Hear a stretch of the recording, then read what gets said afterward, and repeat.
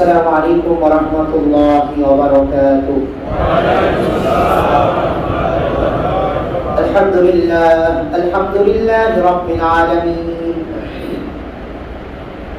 الحمد لله الذي هدانا لهذا وما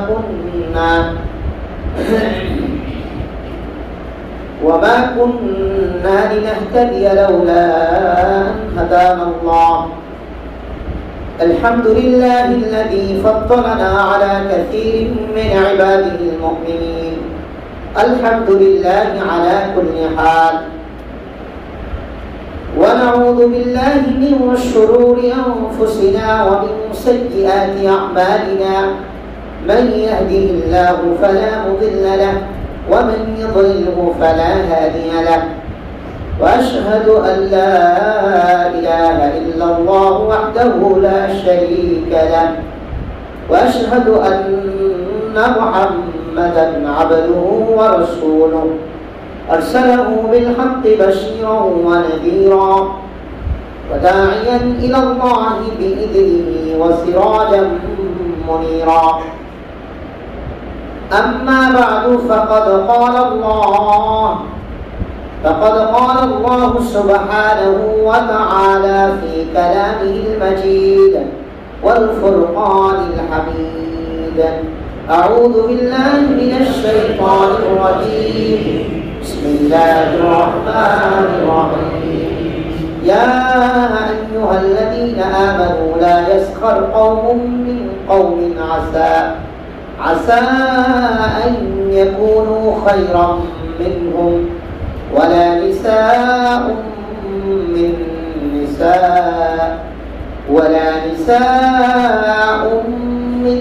نساء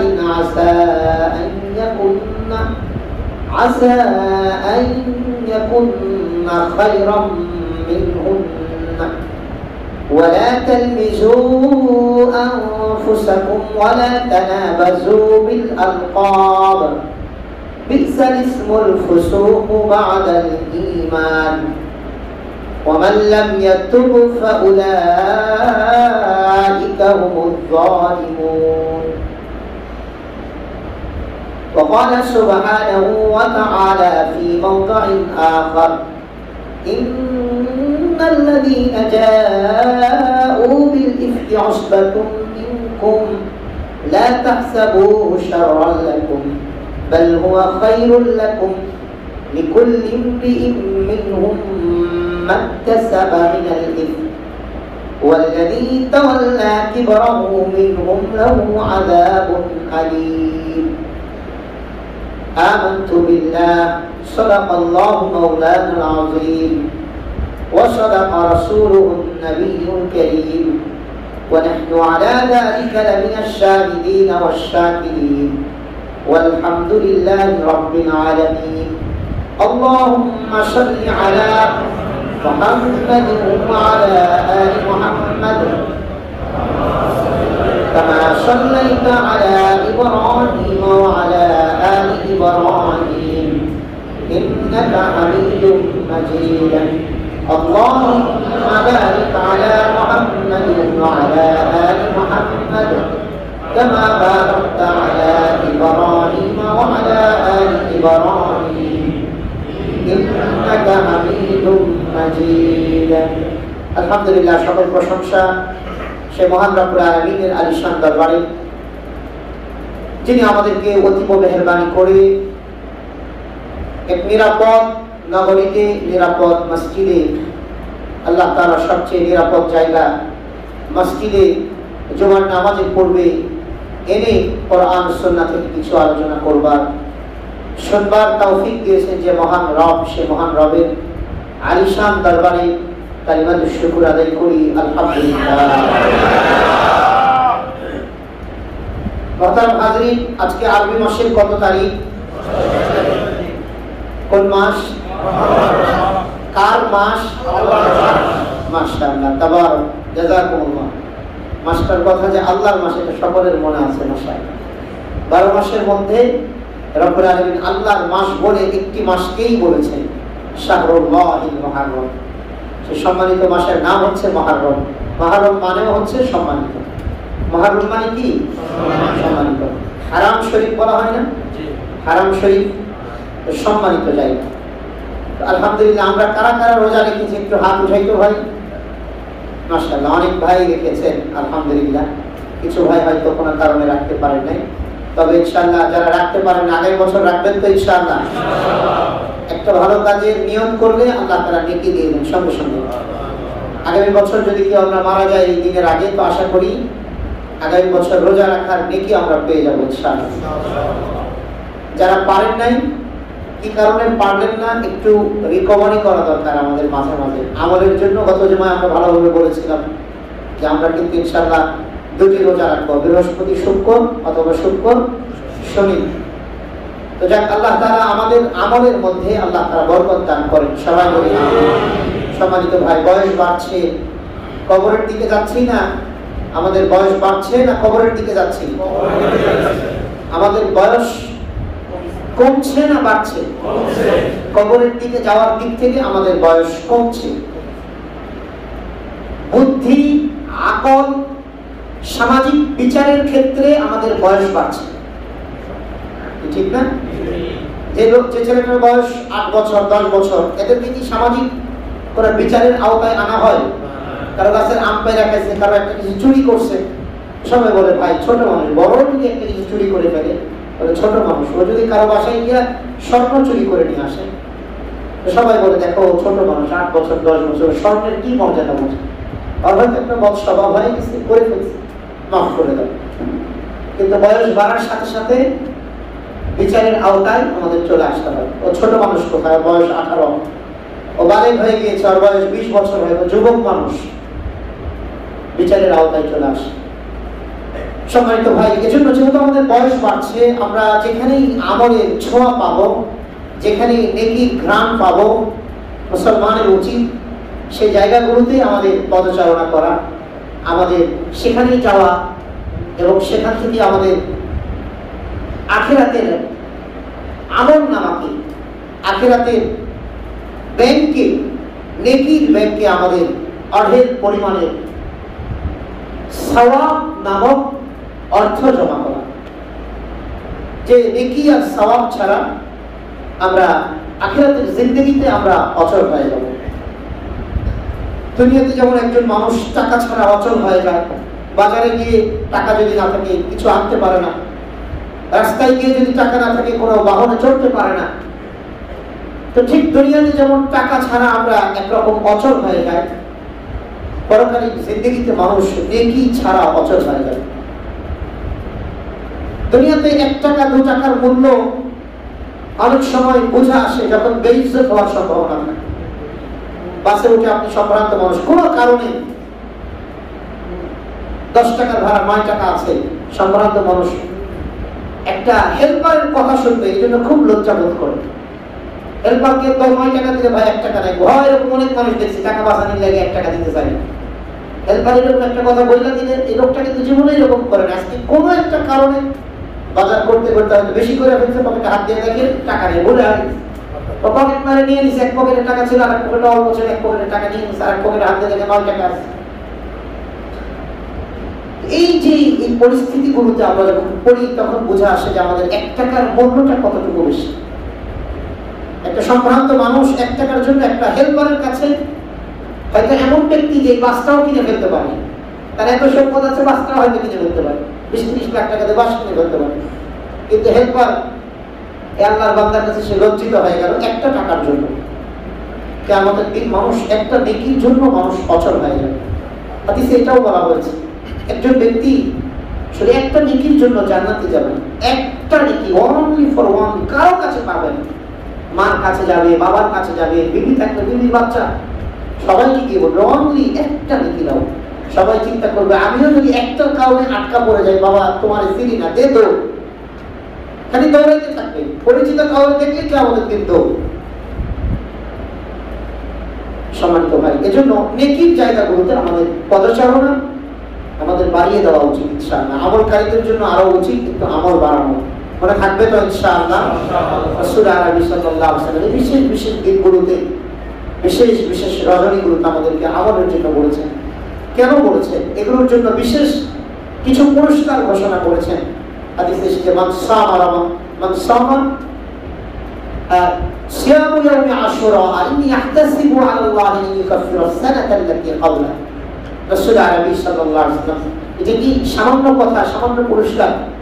যে ব্যক্তি আশুরার দিবসে রোজা রাখবে, আল্লাহ তাআলা তার পূর্ববর্তী এক বছরের গুনাহ সব মাফ করে দেবেন। সুবহানাল্লাহ। এটা তো সামান্য কথা নয় ভাই, এটা তো অনেক বড় কথা, অনেক বড় কথা।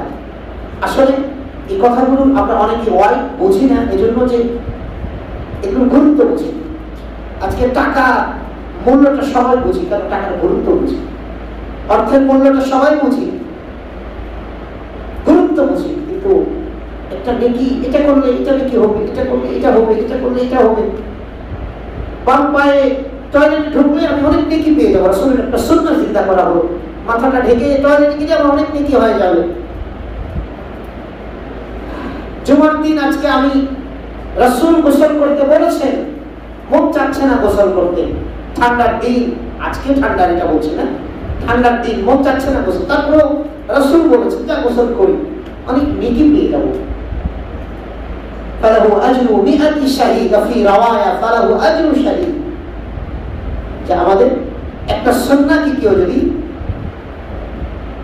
মান তামাসসাকা বিসুন্নতি ইনদা ফাসাদি উম্মতি ফালাহু আজরু মিআতি শাহীদ, ফি রাওয়ায়া ফালাহু আজরু শাহীদ। উম্মতে যখন ফাসাদের যুগ চলে আসবে, মানুষ যখন পরস্পরের পিছনে লেগে থাকবে, মানুষ যখন হাঙ্গামা ত্রাসকেই নিজেদের সৌভাগ্যের বিষয় মনে করবে, এটাকেই মনে করবে মুক্তির উপায়, হাঙ্গামা ফাসাদটাকেই নিজেদের ক্রেডিট মনে করে আমি জিতে গেছি। এই সময়টাতে যদি কেউ রাসূলের একটা সুন্নাহকে জিন্দা করে, আল্লাহ তার 100টি গলা কাটা শহীদ, 100টি আল্লাহর বান্দা আল্লাহর রাস্তায় শহীদ হলে, আর এক বর্ণনা এসেছে 100 নয় অসংখ্য অগণিত মানুষ আল্লাহর জন্য শাহাদাতে অমেয় সুধা পান করলে যে নেকি হবে, তার চেয়েও বেশি আল্লাহ তাআলা তার আমল নামায় দিবেন। সুবহানাল্লাহ। ছোট্ট একটা সুন্নাহ। জুমার দিন গোসল করেছে, জুমার দিন মিসওয়াক করেছে, এই সুন্নাহগুলো যদি আমরা পালন করি, এই নেকি, এই এত পরিমাণ নেকি পেয়ে যাবো ভাই। আখিরাতে তো শুরু আছে, শেষ নেই।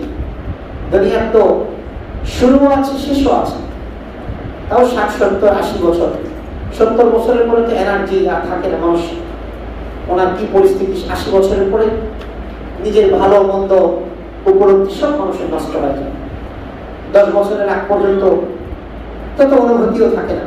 এই মাঝখানে যে 60 বছর, 80 বছরই ধরলাম আয়, এই 60 বছরের তো কষ্ট, বা 60 বছরের তো সুখ, বা 60 বছরের তো দুনিয়ার জিন্দেগি। এই জিন্দেগিতে চলার জন্য কত কিছু ব্যবস্থাপনা করি, এটা লাগবে, ওটা লাগবে, ওটা লাগবে, ওটা লাগবে। এই জিন্দেগিতে চলার জন্য একটা বাড়ি নয়, 2টা বাড়ি লাগে কত কত মানুষের, একটা গাড়ি নয় 2টা গাড়ি লাগে। বাড়ি গাড়ি বাঁধে দিলাম, জামা কাপড় তো এক সেট কারোরই নাই, সবাই আছে 2, 4, 5, 10 20 সেট। কিন্তু এটা মনে করি ঠিক আছে, একটা বানাইছি, এটা শেষ হইতে হইতে যদি মারা জায়গা তাহলে তো গেলামই গা, আর না হলে তার একটা এটা পুরাতন হয়ে গেলে, ময়লা হয়ে গেলে, ছিঁড়ে গেলে পরে বানাবো, এরকম কেউ করি? এরকম তো কেউ করি না। সম্মানিত ভাই, 60 বছরের জীবনে যদি আমরা এমন না করি, এমন মেন্টালিটি লালন না করি, অনেক কিছু লাগবে, আর লাগেও, এটাই স্বাভাবিক। তাহলে ভাই যে জীবনের শুরু আছে সেই জীবনের শেষ নেই, আমাদের জন্য থাকতে হবে। সেই জীবনে যাকে সর্বনিম্ন জান্নাতীকে 10 দুনিয়ার সমান জান্নাত দেওয়া হবে। আল্লাহ তাআলা সর্বনিম্ন জান্নাতী, সবচেয়ে কম আমল, যারা পরিমাণ ইমান নিয়ে যাবে, কোনো আমল নেই, জান্নাতে জ্বলতে জ্বলতে জ্বলতে রাসূল সাল্লাল্লাহু আলাইহি ওয়াসাল্লাম বলেছেন, সর্বশেষ যে জাহান্নাম থেকে যাকে উঠিয়ে জান্নাতে নেওয়া হবে তার পরিস্থিতিটা আমি জানি। তিনি বলেছেন কি অবস্থা হবে তার, এই ব্যক্তিটাকেও 10 দুনিয়ার সমান জান্নাত দেওয়া হবে। আল্লাহ তাআলার দৃষ্টিতে ওই 10 দুনিয়ার সমান জান্নাত তার জন্য কম। কথা বোঝেন নাই?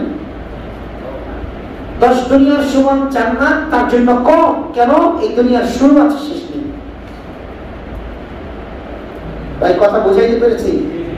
এক খাবার কতদিন খেতে পারবেন? ঢাকার পুরান ঢাকার কাচ্চি বিরিয়ানি অনেক মজা, কয়দিন খেতে পারবেন? কয় বেলা, কয়দিন খেতে পারবেন? প্রতিদিন 3 বেলা কাচ্চি বিরিয়ানি, নান্না, কাচ্চি ভাই, হাজি, আরো যেগুলো আছে, 3 বেলা করে 5 দিন খেতে পারবেন? সম্ভব কারো পক্ষে? সম্ভব? রুচি থাকবে, এনার্জি থাকবে? এক সপ্তাহে খেতে পারবে, 1 মাস খাইব, রুচি এনার্জি থাকবে, পেটের অবস্থা কথা বলে না, ভালো হবে না, খারাপ হয়ে যাবে।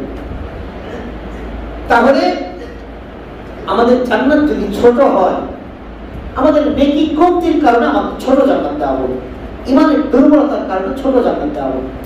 আজকে আসলে আমি এই কথাগুলো বলার জন্য আলোচনা শুরু করিনি, কিভাবে আসতেছে আল্লাহ পাক ভালো জানেন। অনেক সময় হাদিসে এসেছে শ্রোতার মানসিকতা অনুযায়ী আল্লাহ কথা কিছু বের করে দেন। হয়তো কোনো আল্লাহর বান্দা হয়তো তার মনের এরকম ইচ্ছা ছিল, হয়তো এই কথাগুলো আল্লাহ বের করে দিচ্ছে, হয়তো তার কাজে দিতে যেতে পারে। কিন্তু আমার কাছে একটু কষ্ট লেগেছে, অনেক বেশি কষ্ট নয়, একটু কষ্ট লেগেছে। আমরা গত জুমায় হাত, আজকে যারা রোজা রেখেছেন হাত ওঠানোর পাল্লাটা কম, এই জন্য একটু খারাপ লেগেছে। নিচের মসজিদে যদি হাত ওঠানোর পাল্লাটা কম হয়, দ্বিতীয় তলায় আরো পরিমাণ কমে যাবে, তৃতীয় তলায় আরো পরিমাণ কমবে। এজন্য আমার ব্যক্তিগতভাবে খারাপ লেগেছে, এই জন্য কথাগুলো বলছি। কেন আপনাদের হাতটা কেন উঠলো না? যে হযরত আমরা রোজা রেখেছি আলহামদুলিল্লাহ, গত জুমায় আমরা বারবার বলে দিয়েছি এই জুমাটা যেন আমরা রোজা রাখি। সম্মানিত ভাই, এজন্য আমাদের পাল্লাটা ভারী করে জাস্ট আমি টাচ দিয়ে গেলাম। 10 দুনিয়ার সমান যাকে জান্নাত দেওয়া হবে তার জন্য জান্নাতটা কম, কম আমলের বিনিময়ে কম জান্নাত, কিন্তু 10 দুনিয়ার সমান। দুনিয়ার পরিধি, এই দুনিয়ার স্থল ভাগের পরিধি, জলসীমানার পরিধি, জলসীমানার পরিধি বিজ্ঞান এখনো শেষ আবিষ্কার করতে পারেনি। আল্লাহু আকবার বলেন। কথা বোঝেন নাই? উত্তর মেরু, দক্ষিণ মেরু, স্থল সীমানা শেষ, এরপরে জলসীমানা শুরু, সমুদ্র শুরু। এটা সমুদ্র শেষ, এরপরে কি বিজ্ঞান এখন আবিষ্কার করতে পারেনি। পৃথিবীর শেষ কোথায়? ভাই কথা বুঝাইতে পেরেছি? এই বিজ্ঞানের উৎকর্ষের যুগে, বিজ্ঞানের সর্বোৎকর্ষের যুগে, বিজ্ঞানের চরম উৎকর্ষের যুগে এসেও বিজ্ঞান এখনো ব্যর্থ। দুনিয়ার সৃষ্টি নিয়ে বিজ্ঞান জানে না। বিজ্ঞান এখনো সমুদ্রের সেই তলদেশ পর্যন্ত পৌঁছতে পারে নাই, সমুদ্রের সেই সমস্ত কিছু আল্লাহর রহস্য আবিষ্কার করতে পারে নাই। বিজ্ঞান আসমান এবং জমিনের এই মধ্যবর্তী ফাঁকা জায়গাতে আল্লাহ একটা প্রাণী রেখে দিয়েছেন, এখন আবিষ্কার করতে পারে নাই। বিজ্ঞান বারবার বলছে আছে, থাকতে পারে, আল্লাহ বলছেন আমি রেখে দিয়েছি। ওই সীমানা পর্যন্ত বিজ্ঞান বুঝতে পারেনি। আল্লাহ বলছেন এই দুনিয়ার সমান। তাহলে এই আসমান জমিনে এটাও তো এই দুনিয়ার আসমান, এই আসমানটা এটা দুনিয়ার মধ্যে পড়ে। এরকম 10 দুনিয়ার সমান, যে দুনিয়ার পরিধি এখন আমরা জানি না কোথায় শেষ, জানা নেই। এমন 10 দুনিয়ার সমান আল্লাহ সর্বনিম্ন জান্নাতিকে জান্নাত দিবেন। তারপরে এটা আল্লাহর দৃষ্টিতে ছোট। তাহলে ভাই যদি আমাদের ঈমান এরকম কমজোর হয়, আমরা ছোট জান্নাত পাবো। আমরা কি ছোট জান্নাতে যাব না আমরা আমল বেশি করে ইনশাআল্লাহ বড় জান্নাতের চেষ্টা করব? আল্লাহ আমাদের সবাইকে বড় জান্নাতে যাওয়ার মতো ঈমান এবং আমল করার তৌফিক দান করুন। আমিন। মাতার হাজিরিন, আমরা সূরাতুল হুজুরাত নিয়ে ধারাবাহিকভাবে আলোচনা করছিলাম, মনে আছে আপনাদের? আলহামদুলিল্লাহ অনেক ভাই মনে আছে। সূরাতুল হুজুরাতের 11 নম্বর আয়াত নিয়ে আমরা আলোচনা করছিলাম। 11 নম্বর আয়াতে 3টি বিষয়ের কথা বলা হয়েছিল। একটি নিয়ে ডিটেইলস আলোচনা করা হয়েছে, আর দুটি নিয়ে আলোচনা করতে পারিনি। সূরাতুল হুজুরাতের 11 নম্বর আয়াতে 3টি যে বিষয় আমাদের বদ স্বভাবের আলোচনা রাব্বুল আলামিন করছে, যা থেকে বিরত থাকতে রাব্বুল আলামিন আমাদেরকে হুকুম করেছে। এই 3টি বদ স্বভাব কি কি কারো মনে আছে? মাশাআল্লাহ, উপহাস অনেকে বলতে পেরেছেন, আলহামদুলিল্লাহ ভালো লাগলো। উপহাস অনেকেই আমরা করি, এই বদ স্বভাবটা আছে না নাই? আছে। 100% মানুষের মধ্যে 99% লোকের ভিতরে আছে। হয়তো এখন 40 পার হয়ে গেছে, এখন করে না, 50 পার হয়েছে, এখন করে না। আচ্ছা, একটা সময় কি খুবই উপহাস করতো মানুষ। উপহাস বলা হয় মানুষের বডি স্ট্রাকচার, তার জন্মগত ফিতরাত, কিছু স্বভাব নিয়ে ক্রিটিসাইজ করা, উপহাস করা। তোতলা, একজন মানুষ তোতলা, বোবা। অনেক আছে তোতলা, দেখবেন আমি গেছিলাম ওই যে এটা বলেন এটা আর পরিচয় করা দিতে ওই যে কয় না এটা আর কি এটাই কাম করছে। এই যে একটা ছোট্ট কথা দিয়ে আমি তাকে পরিচয় করাই দিলাম, এটা গুনাহে কবিরা করলো। কি করলাম ভাই? গুনাহে কবিরা করলো, মারাত্মক একটা বড় গুনাহ করলো। একটা গুনাহে কবিরা রব্বুল আলামিন যদি ক্ষমা না করেন, একটা গুনাহে কবিরার জন্য আল্লাহ তাকে জাহান্নামে দিয়ে দিবেন যদি ক্ষমা না হয়। কারণ একটা গুনাহে কবিরা যদি আল্লাহ ক্ষমা না করেন, ওই একটা গুনাহে কবিরার বিনিময়ে আল্লাহ তাকে জাহান্নামে দিয়ে দিবেন। এই জন্য আমরা মানুষের আল্লাহ তাআলা একজন মানুষকে লম্বা, বেটে, মোটা, ছোট, কালো, সুশ্রী কুশ্রী যে অবস্থাতেই বানান না কেন, বানিয়েছেন কে? আল্লাহ। এই জন্য আল্লাহ তাআলার প্রদত্ত কোনো বিষয় নিয়ে মানুষকে নেগলেক্ট করা, মানুষকে আপনার ক্রিটিসাইজ করা ইসলাম একেবারে নিষিদ্ধ করে দিয়েছে। আচ্ছা বলেন, এই যে নিষিদ্ধতা, ইসলামের এই নিষিদ্ধতা, এই কাজটার দ্বারা কাউকে ক্রিটিসাইজ করার দ্বারা সম্পর্কের উন্নয়ন হয় না সম্পর্কের অবনতি হয়? সবাই বলেন, জোরে বলেন। সম্পর্ক বাড়ে না কমে? আপনি যদি কাউকে বারবার ক্রিটিসাইজ করতে থাকেন, লোকটা আপনার কাছে আসবে? লোকটা বলবে লোকটা একটা ফালতু লোক, কাউকে সম্মান দিতে জানে না, কাউকে রেসপেক্ট করতে জানে, তার কাছে আমি কি করবো? সে নিজেকে সবচেয়ে বড় মনে করে, আমাকে ক্রিটিসাইজ করে। তাহলে আমরা ক্রিটিসাইজ করার দ্বারা কারোর সাথে আমার সম্পর্ক উন্নয়ন হচ্ছে না, কারোর সাথে সম্পর্ক বাড়ছে না, সম্পর্ক কমে যাচ্ছে। অথচ রব্বুল আলামিন আমাদেরকে পারস্পরিক সম্পর্কে উন্নয়ন করতে বলেছেন। পারস্পরিক সম্পর্কের উন্নয়নের ব্যাপারে, ইমানদারদের সাথে উন্নয়নের ব্যাপারে রাসূল আরবি পরিষ্কার করে বলে দিয়েছেন। কোন মুমিনের সাথে যদি, মুমিন ততক্ষণ ইমানদারি হতে পারবে না, ততক্ষণ পর্যন্ত তুমি ইমানদারি হতে পারবে না যতক্ষণ পর্যন্ত তোমার সাথে, ততক্ষণ পর্যন্ত তুমি জান্নাতে যেতে পারবে না যতক্ষণ না তুমি পূর্ণাঙ্গ ইমানদার হবে। আর তুমি যতক্ষণ পর্যন্ত পূর্ণাঙ্গ ইমানদার হবে না, যতক্ষণ পর্যন্ত না একজন মুমিনের সাথে তোমার আল্লাহর জন্য সম্পর্ক না হবে, একজন মুমিনের সাথে তোমার মহব্বত আর ভালোবাসা না হবে। রাসূল বলেন, আমি কি জানাবো না তোমাদেরকে? আমি কি তোমাদেরকে খবর দিব না যে একজন মুমিনের সাথে তোমার সম্পর্ক উন্নয়ন হবে কিভাবে? এক হাদিসে বলা হয়েছে পরস্পর সালাম দাও, আর এক হাদিসে বলা হয়েছে পরস্পর হাদিয়ার আদান প্রদান করো। তাকে হাদিয়া দাও, হাদিয়ার বিনিময়ে, সালামের বিনিময়ে, বারবার সালাম এবং হাদিয়ার বিনিময়ে তোমাদের পারস্পরিক সম্পর্ক উন্নয়ন হয়। পারস্পরিক সম্পর্ক না পারলে তো জাহান্নাম ভাই, জান্নাতে যাওয়া যাবে না। তাহলে একজনকে আমরা ক্রিটিসাইজ করলে আমাদের পারস্পরিক সম্পর্ক উন্নয়ন হবে না, আমাদের পারস্পরিক সম্পর্ক তলানিতে যাবে। আর পারস্পরিক সম্পর্ক তলানিতে যাওয়া এটা জান্নাতের জন্য প্রতিবন্ধক। আল্লাহ তাআলা নাম্বার 2 রব্বুল আলামিন বলেন, ইয়া আইয়ুহাল্লাযীনা আমানু লা ইয়াসখার কওমুম মিন কওমিন আসা আন ইয়াকুনু খায়রাম মিনহুম ওয়া লা নিসাa'উম মিন নিসাa'in আসা আন ইয়াকুননা খায়রাম মিনহুম ولا تلمزوا أنفسكم। রব্বুল আলামিন 2 নম্বর বলেন, ولا تلمزوا أنفسكم, তোমরা পরস্পরকে অপবাদ দিবে না। কি দিবে না? সবাই বলি ভাই, কি দিবে না? অপবাদ দিবে না। অপবাদ কাকে বলে বলেন তো, কে বলতে পারেন? আর অপবাদ দেওয়া কাকে বলে? মাশাআল্লাহ, দোষ না করলেও কাউকে দোষী বানানো।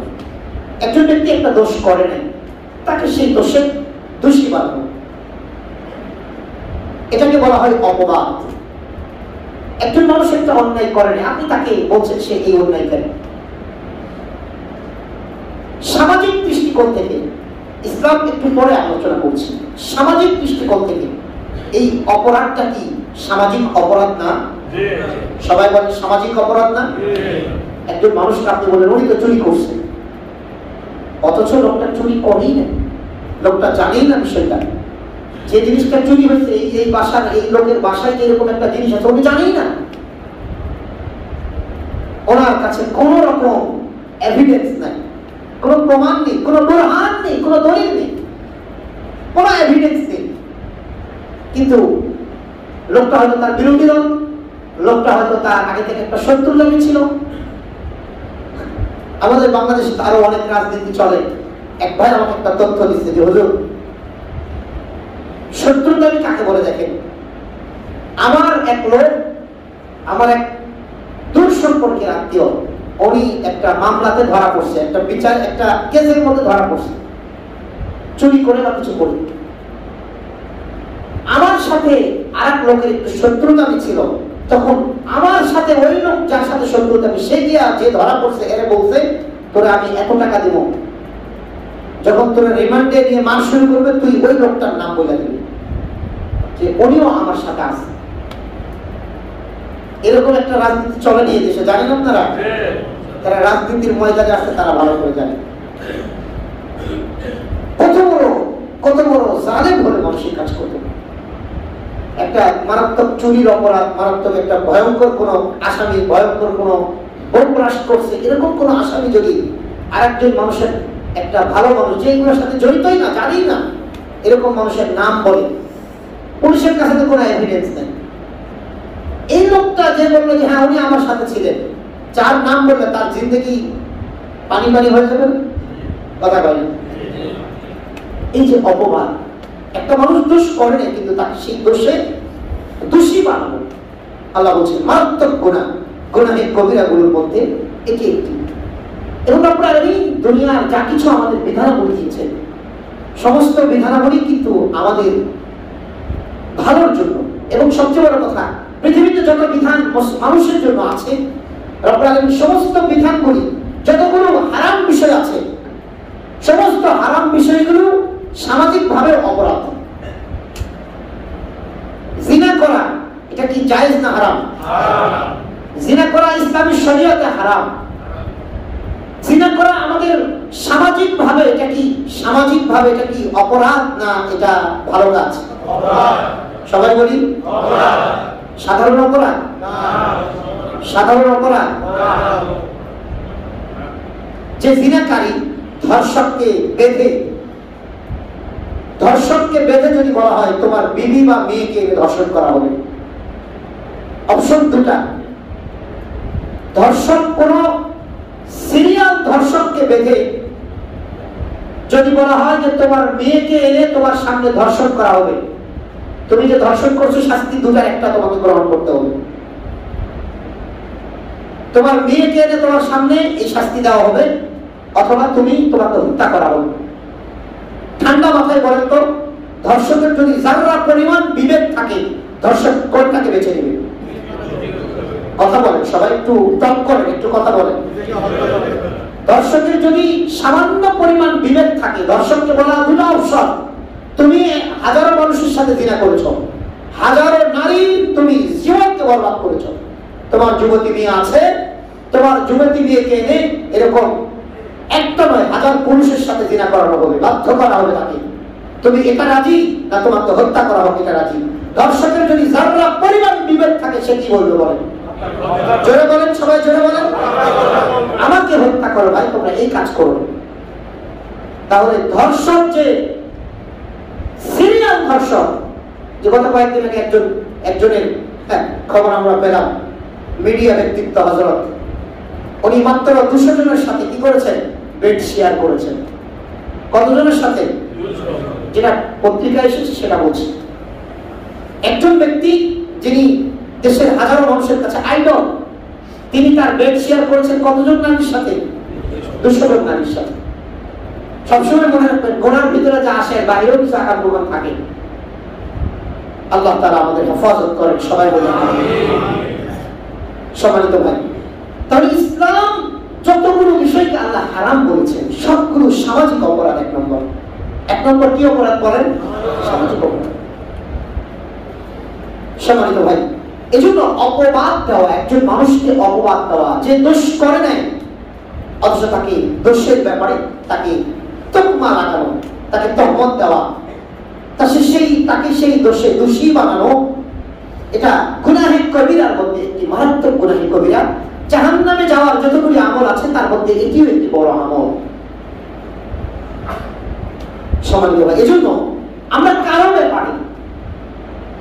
ব্যাপারে তথ্য প্রমাণ, একেবারে ভালো মতো তথ্য প্রমাণ জানা ছাড়া, পারস্পরিক প্রমাণের দরকার নেই বলা, ভালোভাবে যদি তথ্য প্রমাণ আমরা জানতে পারি এবং এটা জানার পরে যদি এটা বিচারিক কোনো আদালতে আমাদের জানাতে হয়, তখন আমরা এই বিষয়টা নিয়ে কথা বলতে পারি। অথবা একজন এলাকার একজন ধর্ষক আছে, আমরা মোটামুটি অনেকেই জানি যে এই লোকটা এই কাম করে, তার ব্যাপারে যদি আমরা এলাকায় সমালোচনা করি, তার ব্যাপারে যদি আলোচনা করি, এটা সমালোচনার মধ্যে পড়বে না। কেননা এমন শয়তান, এমন চোর, এমন বাটপার মানুষের থেকে অন্য মানুষকে সতর্ক করাও ইসলাম শিক্ষা দিয়েছে, ইসলাম আমাদেরকে শিক্ষা দিয়েছে। এই কথা বুঝাইতে পেরেছি? এজন্য তহমত ইসলাম মারাত্মক অপরাধ করছে। আল্লাহ তাআলা এই ব্যাপারে কি বলেন? কোরআনুল কারীমে একাধিক আয়াতে কারিমা এসেছে এই ব্যাপারে আলোচনা করেছে রব্বুল আলামিন। আল্লাহ তাআলা সূরাতুন নিসা 112 নম্বর আয়াতে বলছেন, "আওয়া ইয়াকসিব খাতিআতান আও ইসমান সুম্মা ইয়ারমি বিহি বারিআ।"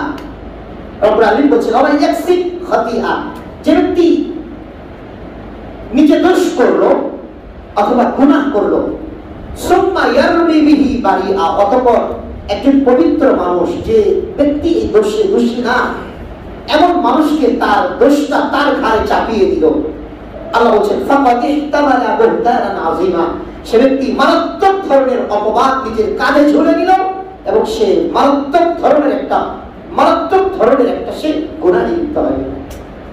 আল্লাহ তাআলা এমন অপবাদের ব্যাপারে, এমন মানুষকে অপবাদ দেওয়ার ব্যাপারে, যে ব্যক্তি যে দোষ করে না তাকে সেই দোষে দোষী বানানোর ব্যাপারে রব্বুল আলামিন সূরাতুন নূরের মধ্যে আলোচনা করেছে। এবং আমাদের একটা বড় ঐতিহাসিক একটা ইতিহাস আছে অপবাদ দেওয়ার ব্যাপারে।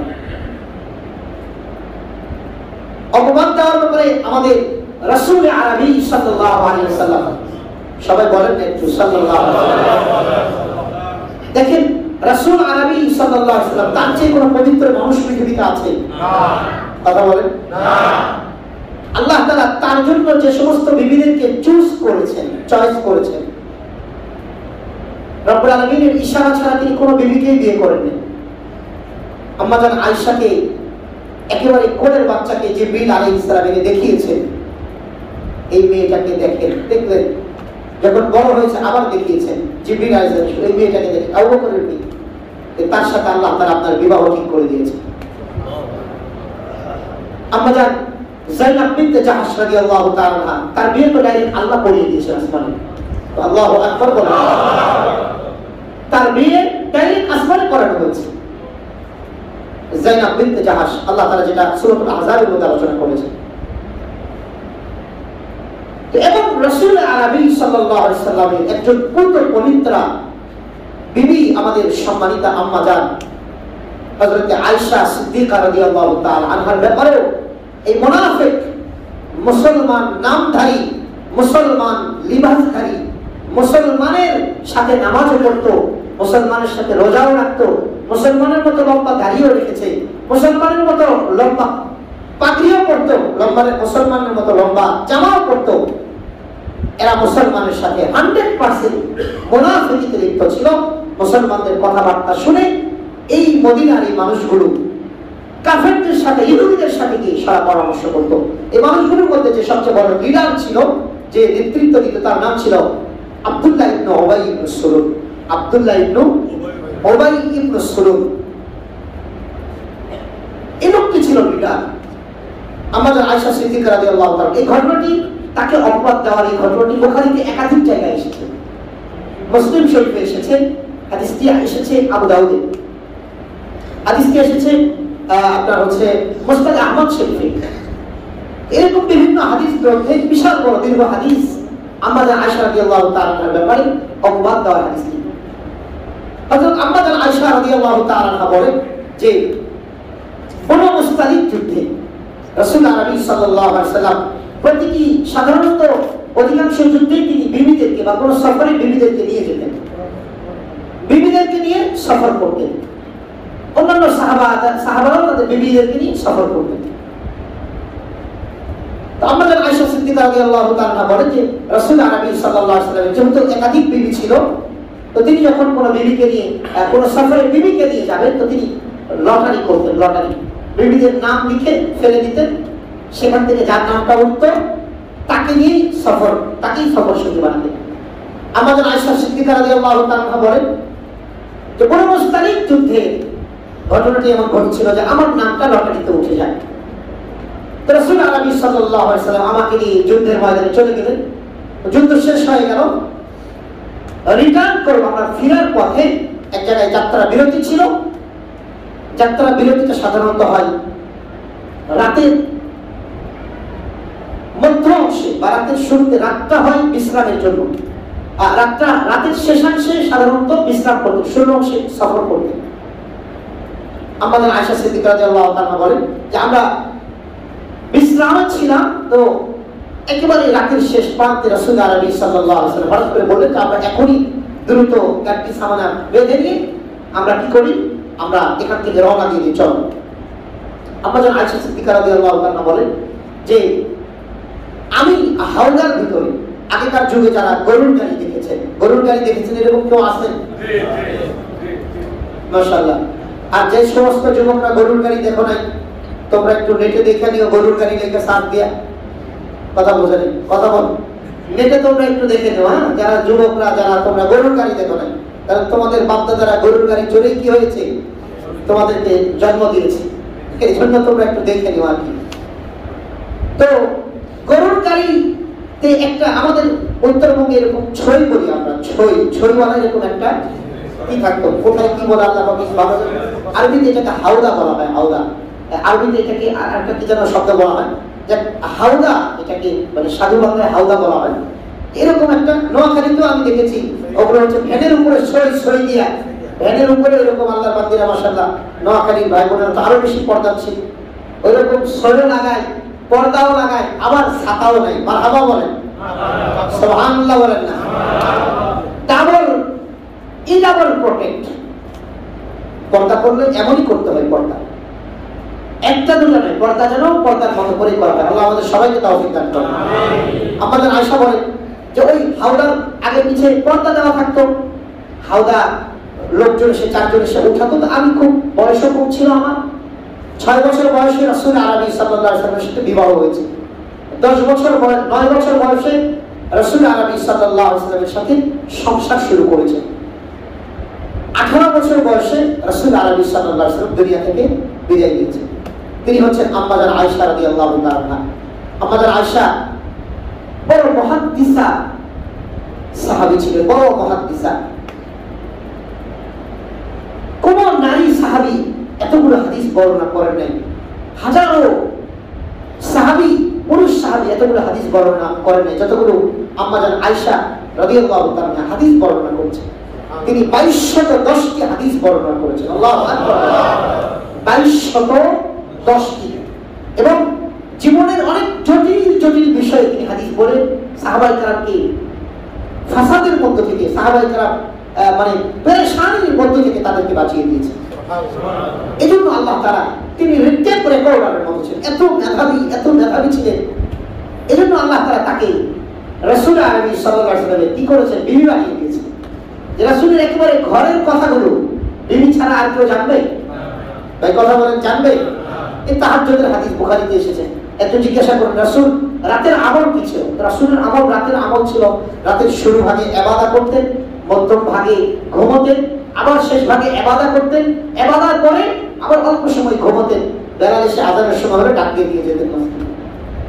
এবং তিনি রমজান এবং রমজান বাহিরে 8 রাকাত কি করতেন, নামাজ পড়তেন। রমজান এবং রমজানের বাহিরে শেষ রাতে কয় রাকাত নামাজ পড়তেন? 8 রাকাত নামাজ পড়তেন। তারপরে 3 রাকাত বেতের পড়তেন। তো পরিষ্কার হাদিস বুখারীতে এসেছে।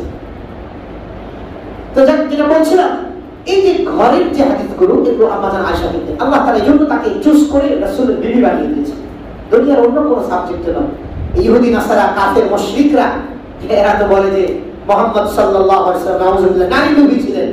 নাউযুবিল্লাহ বলেন না, নাউযুবিল্লাহ। যার কারণে মুহাম্মদ 6 বছরের মেয়েকে বিয়ে করেছেন না। একজন যুবক যদি নারী নবী থাকতো, তো 25 বছর বা 22 বছর বা 25 বছর বয়সে 40 বছরের একটা নারীকে বিয়ে করে না। কারণ ওই সময় মক্কা নগরী নয়, পুরো পৃথিবীর মধ্যে তিনি শ্রেষ্ঠ সৌন্দর্য ব্যক্তি ছিলেন। এবং মক্কার হাজারো নারী তার জন্য উৎসর্গিত ছিল। তিনি চাইলে যে কোনো মক্কার সুন্দরী নারীকে বিয়ে করতে পারতেন। কিন্তু আল্লাহ তাআলা তিনি এত পুত পবিত্র মানুষ ছিলেন যে একজন নারী যার 2টা বা 3টা সন্তান ছিল, আগের 2জন স্বামী ছিল, যে 2জন স্বামী পরপর মারা গিয়েছে, এমন একজন বিধবা নারীকে রাসূল আরবি সাল্লাল্লাহু আলাইহি সাল্লাম আমাদের খাদিজাতুল কুবরাকে বিয়ে করেছেন 40 বছর বয়সে। যদি তিনি নারী নবী থাকতেন তাহলে তিনি 22 বছর বা 25 বছরে কিভাবে 40 বছরের নারীকে বিয়ে করবেন? প্রশ্ন আসে। নাউজুবিল্লাহ। তারপরে তিনি যখন 53 বা 54 বছর বয়সে আমাদের আয়েশাকে বিয়ে করেছেন। সম্মানিত ভাই, এজন্য আমরা যেটা বলছিলাম যে আমাদের আয়েশা এত মেধাবী ছিলেন রাদিয়াল্লাহু তাআলা, আল্লাহ তাআলা এই মেধাবীর কারণে তাকে রাসূল আরবি সাল্লাল্লাহু আলাইহি ওয়াসাল্লামের সাথে বিবাহের বন্ধনে আবদ্ধ করে দিয়েছেন। আমরা যেটা বলছিলাম বনে মুস্তালিকে রাসূল আরবি সাল্লাল্লাহু আলাইহি ওয়াসাল্লাম তিনি ঘোষণা দিলেন যে আমরা এখনই যাত্রা কি করব, যাত্রা শুরু করব মদিনার দিকে। আমাদের আয়েশা বলেন আমার টয়লেটের হাজত ধরেছে, আমি ওই সোয়ের ভিতরে ছিলাম, ওই হাওদার ভিতরে ছিলাম, আমি দ্রুত বেরিয়ে মনে করলাম আমি একটু জঙ্গলের দিকে যাই বা মরুভূমির দিকে যাই, গিয়ে আমি টয়লেট প্রয়োজনটা সেরে আবার চলে আসবো। তিনি বলেন যে আমি দ্রুত গেছি, গিয়ে টয়লেট সেরে আবার আসতেছিলাম, হাওদার আমার ওই বাহনের কাছাকাছি এসে আমি গলায় হাত দিয়ে দেখি আমার একটা হার নাই, হার ছুঁটা পড়ে গেছে। আমি তো পেরেশান হয়ে গেলাম। তো পরে আমি আবার খুঁজতে খুঁজতে হাতটা খুঁজতে খুঁজতে সামনের দিকে গেছি। সামনের দিকে যাওয়ার পরে হাতটা খুঁজতে দেরি হয়ে গিয়েছে, আমি সর্বশেষ হাতটা পেয়ে গেছি। হাত পেয়ে যাওয়ার পরে আমি আমার যেখানে আমার হাওদাটা রাখা, আমার ছইটা রাখা, যেটা উটের পিঠে উঠানো হয়, সেখানে এসে দেখি আমার হাওদাও নাই, আমার উটও নাই, কোনো সাহাবীও নেই, রাসূলও নেই, সবাই চলে গেছে। আমরা আয়েশা বলেন আমি তো পেরেশান হয়ে গেলাম, কি করবো? কিন্তু কত বুদ্ধিমান তিনি বলছেন যে আমি একটা চিন্তা করলাম যে আমি অন্য কোনো দিকে ছোটাছুটি না করে আমি এই জায়গাতেই বসে থাকি। কারণ কিছুক্ষণ পরে যখন রাসূলুল্লাহ সাল্লাল্লাহু আলাইহি ওয়াসাল্লাম, কারণ তিনি যে হাওদাতে ছিলেন, ওই হাওদা যারা উঠাতেন তারা যেহেতু আমাদের আয়েশা অল্প বয়সের ছিল, একেবারেই পাতলা ছিল, একলা পাতলা ছিল, যার কারণে যারা উঠান তারা এটা বুঝতে পারেন না যে ভিতরে মানুষ আছে না না, যার কারণে তারা ওটা পিঠের উপরে উটের পিঠে উঠিয়ে দিয়েছে। আমাদের আয়েশা বলেন যে অতঃপর আমি ওই জায়গাতে বসে থাকলাম, ছোটাছুটি করলাম না, কারণ আমি ছোটাছুটি করলে হয়তো তারা এসে আমাকে জায়গায় না পেয়ে তারা আর পেরেশান হয়ে যাবে। আমি ওই জায়গাতে বসে থাকলাম, বসে থাকতে থাকতে আমার ঘুম চলে আসছে। আমার ঘুম আসছে, আমি একটু ওখানেই মানে ঘুমাচ্ছিলাম, হঠাৎ করে একজন ব্যক্তি ইন্না লিল্লাহি ওয়া ইন্না ইলাইহি রাজিউন এই কথাটা শুনে আমার ঘুম ভেঙে গেছে। ঘুম ভেঙে যাওয়ার পর দেখি একজন সাহাবী যার নাম ছিল হযরত সাফওয়ান ইবনে মুআত্তাল রাদিয়াল্লাহু আনহু, একজন পবিত্র সাহাবী সাফওয়ান ইবনে মুআত্তাল, তিনি আমাদের আয়েশাকে তখন পর্দার হুকুম নাযিল ছিল, তার আগে পর্দার হুকুম নাযিল হওয়ার আগে হযরত সাফওয়ান ইবনে মুআত্তাল রাদিয়াল্লাহু তাআলা আমাদের আয়েশাকে দেখেছেন, তার বডির গড়ন সবকিছু তিনি জানতেন পর্দার হুকুম নাযিল হওয়ার আগে। যার কারণে তিনি যখন ওই জায়গায় আমাদের আয়েশাকে ঘোমটা দিয়ে বসে থাকতে দেখেছেন, তিনি দেখেই বুঝে ফেলেছেন আম্মা জান এখানে রয়ে গেছে। তিনি সঙ্গে সঙ্গে ইন্না লিল্লাহি পড়ে ফেলেন। রাসূলুল্লাহ সাল্লাল্লাহু আলাইহি ওয়াসাল্লামের একটা আদত ছিল যে যে সফরেই যায়, সফর যেখানে বিরতি হবে, ওই বিরতি দেওয়ার পরে ওই বিরতি থেকে মুসাফিররা যখন যাত্রা করবে, যাত্রা করার অনেকক্ষণ পরে একজন সাহাবীকে সর্বশেষ পাঠানো হবে, উনি গিয়ে ওই পুরো এলাকাটা দেখবে কোনো কিছু ছাড়া করলো কিনা। সুবহানাল্লাহ বলেন। এটা তার একটা নিয়মিত রেগুলার একটা অভ্যাস ছিল। তিনি যেখানে সফরে যেতেন সেখানে কি করতেন, সেখানে এই কাজটা করতেন। তো ওই সাফওয়ান ইবনে মুআত্তাল রাদিয়াল্লাহু তাআলা তাকেও তিনিও গিয়েছিলেন, মনে রাসূল বলেছেন আবার যাও ওই জায়গায় কোনো কিছু ছাড়া পড়েছে কিনা দেখে আসো। সাফওয়ান ইবনে মুআত্তাল রাদিয়াল্লাহু তাআলা এই জায়গায় এসে দেখতে গিয়ে আমাদের আয়েশাকে পেয়েছে। আমাদের আয়েশা বলেন যে আমি ঘুমাচ্ছিলাম, সাফওয়ান ইবনে মুআত্তাল তিনি ইন্না লিল্লাহ পড়ে ফেলেছেন জোরে, আমি তার ইন্না লিল্লাহ পড়ার আওয়াজ পেয়ে আমি ঘুম থেকে জাগ্রত হয়েছি। তিনি সঙ্গে সঙ্গে উটকে বসিয়েছেন, আমি উটের পিঠের উপর উঠেছি, তিনি উটের লাগাম ধরে টেনে নিয়ে গিয়েছেন। তিনি আমার সাথে একটা বারের জন্য একটা কথাও বলেন, কোন রকম কোনো কথা আমাদের হয়নি। শেষ পর্যন্ত আমরা দুপুরের আগে আগে আমরা কোথায় পৌঁছে গেলাম, মদিনাতে পৌঁছে গেলাম। আমরা যখন মদিনাতে পৌঁছে গিয়েছি এই তখনই এই আব্দুল্লাহ ইবনে উবাই ইবনে সুলুল মুনাফিকের সর্দার আমাকে নিয়ে এবং সাফওয়ান ইবনে মুআত্তাল রাদিয়াল্লাহু তাআলা আনহুকে নিয়ে এই বাজে মন্তব্য শুরু করেছে। নাউজুবিল্লাহ, তারা খারাপ কথা শুরু করেছে। আল্লাহ তাআলা এ ব্যাপারে প্রায় কোরআনুল কারীমের মধ্যে প্রায় 16টি আয়াতে কারিমা নাযিল করেছেন। কতটি আয়াতে কারিমা? সূরাতুন নূরের 11 নম্বর আয়াত থেকে 26 নম্বর আয়াত পর্যন্ত প্রায় 16টি আয়াতে কারিমা নাযিল করেছেন। লম্বা ঘটনা, শুধু সংক্ষিপ্ত করে আমরা এতটুকুই বলবো যে যেহেতু আজকে সময় শেষের দিকে, কারো ব্যাপারে আমরা যেন তহমত দেওয়ার আগে কারো ব্যাপারে যদি ব্যক্তি অন্তত কিছুটা আল্লাহওয়ালা হয়, তাই কথাটা আবার বলছি, যদি ব্যক্তি কিছুটা আল্লাহওয়ালা হয়, কোন আমলদার হয়, তার লিবাসের শুরুতে মুসলমান হয়, একজন মুসলমানকে আরেকজন মুসলমান তহমত দিতে পারে না, যেনই বিষয়টা জানা যায়। সম্মানিত ভাই, বাইরে কথাগুলো বলতে হয়। আজকে যেহেতু আমাদের এই কথাটাও আসছে তহমতের ব্যাপারে, আজকে পুরা বিশ্ব একটা দেশের ক্ষমতার পালা বদলে পুরা বিশ্বের প্রিন্ট এবং ইলেকট্রনিক্স মিডিয়ারা পাগলা কুত্তার মতো হয়ে গেছে। দেখেছেন আপনারা? কথা বলেন। পৃথিবীতে কি আফগানিস্তানেই ক্ষমতার পালা বদল এই পৃথিবীর প্রথম হয়েছে না? পৃথিবীর অন্যান্য দেশেও ক্ষমতার পালা বদল হয়? জোরে বলেন একটু। পৃথিবীর অন্যান্য দেশেও তো ক্ষমতার পালা বদল হয় নাকি? আফগানিস্তানই প্রথম হয়েছে। কি বলেন? রাজনৈতিক নাম করে কত কুলাঙ্গার, কত হাজার হাজার মানুষ মেরে ফেলে, এই কুলাঙ্গারদের কোনো আলোচনা হয় না। কিন্তু আফগানিস্তানে একদল মুমিন, একদল পাক্কা মুমিন, আমার মতো আব্দুল কাহার, কোটি আব্দুল কাহার এক পাল্লা। আর আফগানিস্তানে যারা আল্লাহর কোরআনকে রব্বুল আলামিনের জমিনে রব্বুল আলামিনের বিধানকে বাস্তবায়নের জন্য যারা ওই কাফের মুশরিকদের বিরুদ্ধে লড়াই করেছে, ওইরকম একজন ইমানদার আমার মতো আব্দুল কাহার, এরকম মাওলানা মৌলভী মুফতি এক কোটি এক পাল্লায় রাখলে আর তাদেরকে এক পাল্লায় রাখলে ওই একজনের ঈমান আল্লাহর কাছে বেশি ভারী হয়ে যায়। মিষ্টি খাওয়ার সুন্নাত জানি, টয়লেটের সুন্নাত জানি, কাপড় পরার সুন্নাত জানি। রাসূল আলাইহি 27টা যুদ্ধে অংশগ্রহণ করেছেন, 27টা যুদ্ধে কাফেরদের বিরুদ্ধে লড়েছেন। এই সুন্নাত তো কোনদিন আদায় করতে পারিনি, এই সুন্নাত তো জানিও না, এই সুন্নাতের ব্যাপারে আলোচনাও করতে পারিনি। তাহলে এই মুমিনদেরকে নিয়ে এত কথা কেন? আল্লাহ তাআলা আপনাকে কেন তৈরি করেছেন জানেন আপনি? আপনি জানেন আপনাকে আল্লাহ কেন তৈরি করেছেন?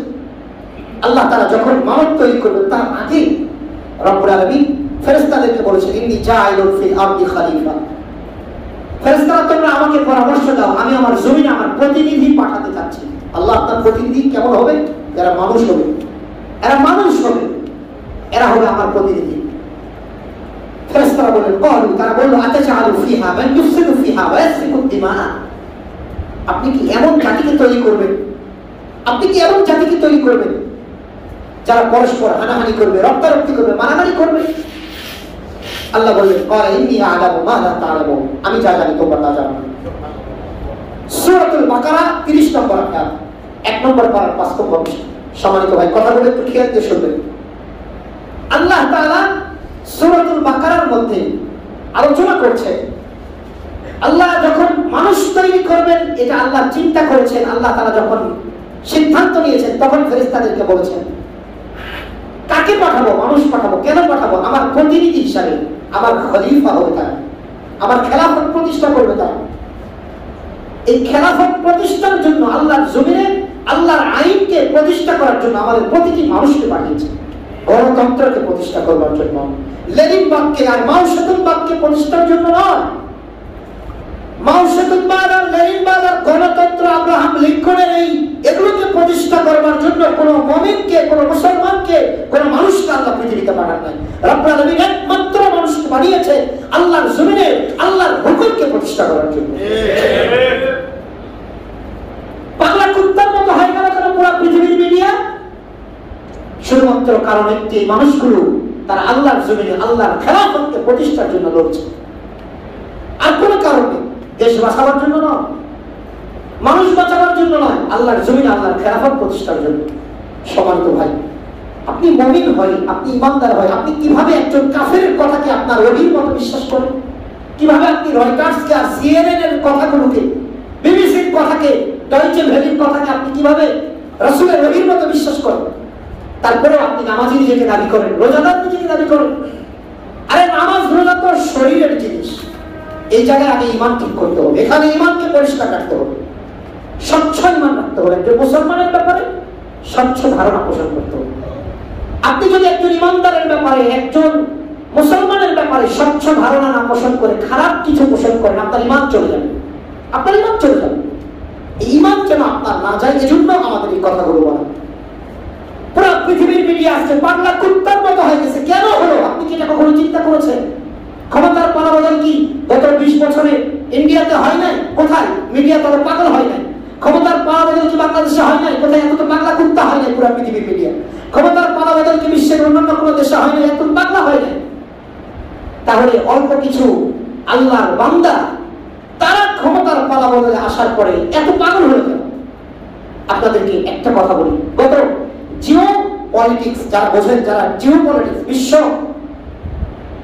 পলিটিক্স যারা বোঝেন তাদেরকে একটু বলি, আপনি জাস্ট 100 বছরের একটা হিসাব টানেন। এখন 2021 চলছে, 1921 থেকে 2021 পর্যন্ত আপনি একটা হিসাব করেন তো। আপনি একটা হিসাব করেন পৃথিবীর কোন কাফেরের দেশে কোন মুসলমান আক্রমণ করছে, একটা দেখান, একটা যে অমুক কাফেরের দেশে, অমুক খ্রিস্টানের দেশে, অমুক ইহুদির দেশে, অমুক বৌদ্ধের দেশে কোন মুসলমান আক্রমণ করছে গত 100 বছরের মধ্যে। সে দেখাতে পারবেন? কথা বলেন, আমার সাথে কথা বলতে হবে। দেখাতে পারবেন? আমাদের তাহলে 100 বছরের হিসাব আমাদের এশিয়া এবং পাশাপাশি দেই। বিগত 100 বছরে 1947 পর্যন্ত আমরা ব্রিটিশদের গোলামিতে ছিলাম। 1947 পর্যন্ত আমরা কার গোলামিতে ছিলাম বলেন? ব্রিটিশরা আমাদেরকে গলায় শিকল করে আমাদেরকে নীল চাষ করিয়েছে না আমাদের মুরব্বিদেরকে দিয়ে? 1947 এর কথা বলছি, 47 তারা চলে গেছে। 47 পর্যন্ত 200 বছরের গোলামি মুসলমানের থেকে এই পাক ভারতকে ছিনিয়ে দিয়েছিল। এই 200 বছরের গোলামি 1947 তারা চলে গেল। তারপরে আমরা পাক ভারত 2 ভাগ হলো, পাকিস্তান ইন্ডিয়া, ভারত ইন্ডিয়া, পাকিস্তান ভারত বা ইন্ডিয়া। সেখান থেকে আমরা জাস্ট, আমি বড় বড় বিষয়গুলো, একটা দেশের কথা বলছি। 1971 আমাদের দেশ আবার দ্বিতীয় ভাগ, 2 ভাগ হয়ে গেল। বাংলাদেশ হলো, পূর্ব গোটা পাকিস্তান হয়ে গেল। পূর্ব পাকিস্তান হলো, আর পূর্ব পাকিস্তানটা বাংলাদেশ হলো। গত 100 বছরের কথা আমি বলছি। আপনি আফগানিস্তানে প্রথমে আক্রমণ করেছিল ব্রিটিশরা।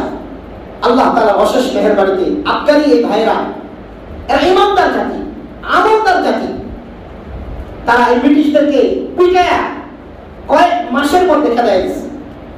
1969-এ, 1979-তে, 1979-তে সোভিয়েত ইউনিয়ন, এই লেনিন বাদেরা সোভিয়েত ইউনিয়ন তার পুতুল সরকার আফগানিস্তানে বসিয়ে পুতুল সরকারকে দিয়ে আফগানিস্তান চালানো হচ্ছিল। তারপরে 1992 বা 93 তারা চলে যায়, কিন্তু দেশের মধ্যে বিশাল বড় একটা বিশৃঙ্খল তৈরি হয়ে যায়। দেশের মধ্যে বিশাল বড় বিশৃঙ্খল যখন তৈরি হলো, এই যে বর্তমান যে সমস্ত ছাত্র ভাইরা আছে, তালেবান ভাইরা, এনারা মাদ্রাসা পড়লো, মাদ্রাসা ছাত্র ছিল। এই আল্লাহর বান্দারা তখন দেশের যখন পরিস্থিতি দেখলো, গৃহে গৃহে দাঙ্গা, প্রতিটি মানুষ জুলুমের শিকার, মজলুম, প্রতিটি মানুষ মার খাচ্ছে বিভিন্ন রকমের এই বিভিন্ন বাহিনীর দ্বারা। তখন এই মাদ্রাসার ছাত্ররা তারা অস্ত্র হাতে উঠিয়ে দিল, 2টি স্লোগান দিয়ে। তারা বললো যে দেশ থেকে আমরা দুর্নীতি দূর করবো, এই দেশে আমরা শান্তি প্রতিষ্ঠা করবো। আলহামদুলিল্লাহ 1991 থেকে নিয়ে অনলি 4 বছর, 91 বা 92 থেকে নিয়ে 3 থেকে 4 বছর তারা এই বিদেশি প্রভুদেরকে, রাশিয়ানদেরকে এবং রাশিয়ানদের দালাল যারা ছিল তাদেরকে ইচ্ছা তরিকায় পিটাইয়া সেই আফগানিস্তান থেকে খেদাই দিয়েছে। খেদাই দেওয়ার পরে পুরা পৃথিবীর মানচিত্রে একটা দেশই কেবল আল্লাহর কোরআনের সম্পূর্ণ বিধানকে বাস্তবায়ন করলো, সেটা হচ্ছে আফগানিস্তান। 1995 বা 96 তারা কি করলো? ক্ষমতা, আফগানিস্তানের তালেবানরা ক্ষমতায় আসে। আফগানিস্তানের তালেবানরা যখন ক্ষমতায়, পুরা পৃথিবীবাসী তখন দেখেছে পৃথিবীর মধ্যে যদি কোনো একটা দেশ থাকে যে দেশে ধর্ষণ, রাহাজানি, ছিনতাই, খুন, পাটবাড়ি, চিটারি, দুর্নীতির কোনো নাম নিশানা ছিল না, সেটা ছিল আফগানিস্তান। কিন্তু যখন আফগানিস্তানের এইরকম একটা উত্থান, এই আমেরিকানরা আর সহ্য করতে পারলো না। কারণ আফগানিস্তানের এই উত্থানে কোরআনের একনিষ্ঠ আইন, এটা কাফের ইহুদিরা এরা বরদাস্ত করতে পারে না। সম্মানিত ভাই। কিন্তু আমি মুসলমান, আপনি মুমিন, আমি মুমিন, আমরা কাফের ইহুদির দ্বারা কিভাবে আমরা তাদের কথার দ্বারা আমরা কেন আকৃষ্ট হই? আপনারা আমাকে একটা কথা বলেন, 2001 সালে আফগানিস্তানকে, একটা সুশীতল একটা দেশ আফগানিস্তানকে আক্রমণ করে মিথ্যা টুইন টাওয়ারের মিথ্যা ধ্বংসের অজুহাত দিয়ে ওসামা বিন লাদেনকে টার্গেট করে একটা দেশকে ধ্বংস করে দিল। 2001 আফগানিস্তান আক্রমণ করলো আমেরিকা, 2003 আক্রমণ করলো ইরাক। বলেন আপনারা, ইরাকে পারমাণবিক বোমা আছে এই কথার জোর ধরে তারা আক্রমণ করেছে। ইরাকের মতো একটা দেশ এই পৃথিবীতে ছিল বলতে পারবেন আপনারা? 2003 সালের আগে বাংলাদেশ থেকে লক্ষ লক্ষ মানুষ ইরাকে থাকতো। ভাই কথা ঠিক না? লক্ষ লক্ষ মানুষ ইরাকে থাকতো, জীবিকা নির্বাহ করতো বাংলাদেশি ভাইরা। এই 2003 সালে ইরাকের মতো একটা মুসলিম কান্ট্রিকে আমেরিকা ধ্বংস করলো, লিবিয়াকে ধ্বংস করলো, সিরিয়াকে ধ্বংস করলো, এদিকে আপনার মিশরকে ধ্বংস করলো। তারপরেও সব আমেরিকা করছে, এই আমেরিকান সন্ত্রাসীরা করছে, আমেরিকান কাফেররা করছে, এই জালেমরা করছে। তারপরেও আপনি মুসলমান হয়ে ওই আমেরিকার আজকে রয়টার্সকে, আমেরিকার আপনি হচ্ছে আপনার হচ্ছে সিএনএনকে আপনি বিশ্বাস করছেন। আপনাকে কি আল্লাহ বিবেক একটুও দেয় না? আল্লাহ কি আপনাকে বিবেক বুদ্ধি একটুও দেয় না? আপনি কার কথা বিশ্বাস করছেন? এই কাফেরদের কথা যারা জানে। আপনি তো জালেমের সহযোগী হয়ে যাচ্ছেন যদি আপনি আমেরিকার কথা বিশ্বাস করেন যে মুসলমানেরা, তালেবানরা জালেম। আপনি যদি মনে করেন মুসলমানরা জালেম, তাহলে আপনি তো একজন কাফেরের কথা বিশ্বাসী, আপনি তো আল্লাহর বিশ্বাসী নন। আপনি কিভাবে একজন মুমিনের বিরুদ্ধে যেতে পারেন? আপনাকে তো আল্লাহ বিবেক দিয়েছে, আপনি চিন্তা করুন আপনার বিবেক দিয়ে। দেখান পৃথিবীর একটা দেশ দেখান যে দেশের ক্ষমতার পালা বদলে একদল ক্ষমতায় যাওয়ার পরে পরের দিন থেকে স্কুল কলেজগুলো খুলে দেওয়া হয়। যে দেশের ক্ষমতার পালা বদলে একজন ক্ষমতায় যাওয়ার পরে যে দেশের মানুষ একটা মানুষও নিহত হয় না, তালেবানরা সেটা দেখিয়ে দিয়েছে। সম্মানিত ভাই, আপনি বলেন কোরআনের জন্য জীবন দিব, কিন্তু কোরআনের আইন প্রতিষ্ঠার জন্য প্রতিষ্ঠা যদি কেউ করতে চায়, কোরআনের আইনের কথা যদি বলে, আপনার যদি শরীর চলে, আপনার যদি খারাপ লাগে, আপনি মনে রাখবেন আপনার ইমানের ভিতরে 100% নেফাকত আছে। আপনি মুনাফিক হয়ে যাচ্ছেন আপনার অজান্তে, আপনি যেটা বুঝতেছেন। সম্মানিত ভাই, এজন্য কোনো কাফেরের কথা বিশ্বাস নয়, আমাদেরকে মুসলমানের কথা বিশ্বাস করতে হবে। আমাদেরকে দেখতে হবে মুসলমানদের কার্যক্রমটা কি। কার্যক্রমটা যদি হয় আল্লাহর জন্য, কার্যক্রমটা হয় যদি কোরআন কেন্দ্রিক, কার্যক্রমটা যদি হয় শরীয়ত কেন্দ্রিক, তাহলে আমাদেরকে একটু সবর করতে হবে। ইহুদি নাসারা একটা কথা বলে দিলে আপনি সেটাই বিশ্বাস করে আপনি কথা বলবেন। আপনার ইমানটাকে তো আপনি বাঁচাবেন ভাই। আপনার ইমানের জন্য আমার এই কথাগুলো বলা, অন্য কোনো কারণে না। আমি যেহেতু একজন আপনাদের খতিব, এটা দায়িত্বশীলতার কারণে আমি বলছি যে আপনি কিন্তু একজন মুমিন, আপনি কিন্তু জান্নাতের ব্যাপারে কথা বলার আগে, অপবাদ দেওয়ার আগে আপনি চিন্তা করবেন এই মানুষগুলোর কার্যক্রমটা কি মূলত। সম্মানিত ভাই, আমরা আগেই বলেছি যে পৃথিবীতে যতগুলো হারাম কাজ আছে, সমস্ত হারাম কাজই শরীয়ত বিরোধী, সমস্ত হারাম কাজই সামাজিক বিরোধী, সমাজ বিরোধী। সমস্ত হারাম কাজ সমাজ বিরোধী। এজন্য আল্লাহ তাআলার এই জমিনে আল্লাহর আইন বাস্তবায়ন হবে না, মানুষের আইন বাস্তবায়ন হবে। আল্লাহর এই জমিনে কার আইন বাস্তবায়ন হবে? আপনি এতটুকু বিশ্বাস করছেন না কেন? আপনাকে আমি বলছি না আপনি এখন অস্ত্র নিয়ে বেরিয়ে পড়ে, এটা বলছি না, দরকার নেই। আমরা সবাই মুসলমান। আমাদের দেশে অস্ত্রের মাধ্যমে ক্ষমতা প্রতিষ্ঠা আমাদের দেশে এটা কোনোভাবেই জায়েজ হবে না, আমাদের দেশে সবাই মুসলমান। হ্যাঁ, হয়তো কেউ গুনাহ করি, কেউ জালেম মুসলমান, কেউ জালেম শাসক, কেউ এটা সেটা হতে পারে, কিন্তু এটার অর্থ এটা নয় যে সে বেঈমান হয়ে গেছে, কাফের হয়ে গেছে। জানি না, আল্লাহ পাক সর্বশেষ ভালো জানেন। ভাই কথা বুঝাইতে পেরেছি? আমাদের দেশের পরিবেশ এটা নয়, কিন্তু একজন মানুষ ভালো কাজ করছে, একজন ইমানদার একটা ভালো কাজ করছে, আপনার এত কাজ হবে কেন? আপনার যদি কাজ হবে তাহলে বুঝতে হবে আপনি মুনাফিক। আপনি নিজেও জানেন না যে আপনি মুনাফিক। ভাই কথা বুঝাইতে পেরেছি? এজন্য আমরা বলবো যে হ্যাঁ, আমি আলেম ভাই, আমার দোষ নাই। কথা বলেন, আপনি জানেন আমার দোষ? আপনি কে কে কে জানেন আমি কি কি দোষ করি? জানেন আপনি? তারা বলেন আমাকে। আপনি বলতে পারবেন না আমার একটা দোষ, কিন্তু আমি আব্দুল কাহার জানি আমি কতটুকু দোষী আল্লাহর কাছে, আমি জানি, কিন্তু আপনি তো জানেন না। তাহলে আমার দোষগুলো জানে কে? রব্বুল আলামিন জানেন। আমি দোষে গুণে মানুষ, আমার ভুল ভ্রান্তি হতে পারে, কিন্তু আমার এককের ভুল ভ্রান্তির কারণে আপনি যদি সমগ্র আলেম সমাজকে খালি দেন, এটা আপনার বড় অন্যায় হয়ে যাবে। আপনি বলতে পারেন যে আব্দুল কাহার সাহেব ভুল করেছে, উনি এটা বাজে লোক, উনি খারাপ লোক, কিন্তু সমস্ত মানবীরাই খারাপ, এটা তো বলতে পারি না ভাই। এজন্য সম্মানিত ভাই, আমি জাস্ট এই অপবাদ দেওয়ার ব্যাপারটাকে নিয়ে কথা বললাম যে আমরা যেন মুসলমান হয়, কোনো কাফেরের কথা যেন বিশ্বাস না করি।